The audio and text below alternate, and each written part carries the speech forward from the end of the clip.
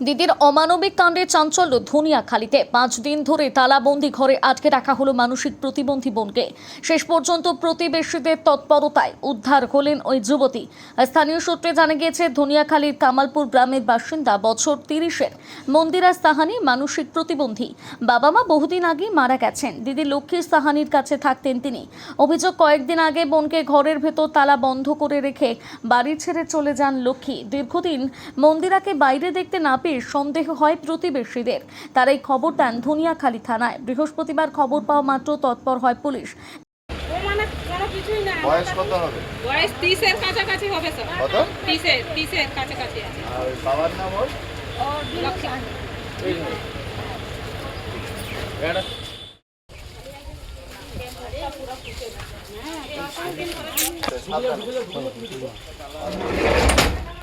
আপনারা একটু নিয়ে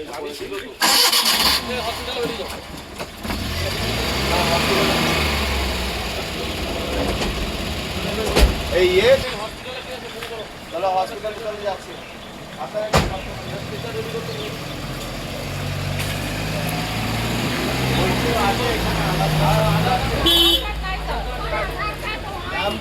নাম কি ওর? ওর নাম গঙ্গি বলে সবাই জানে। থানার ভারপ্রাপ্ত আধিকারিক সুবীর গোস্বামীর নেতৃত্বে পুলিশ দল কামালপুর গিয়ে তালা ভেঙে মন্দিরে উদ্ধার করে। প্রতিবেশীদের দাবি, প্রায় 5 দিন ধরে অভুক্ত অবস্থায় ওই ঘরেই পড়েছিলেন তিনি। উদ্ধারের পর তাকে দ্রুত ধনিয়াখালী স্টেট জেনারেল হাসপাতালে ভর্তি করা হয়।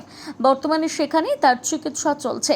পুলিশ সূত্রে জানা গিয়েছে, মন্দিরা দিদি লক্ষ্মী সাহানির খোঁজ শুরু হয়েছে।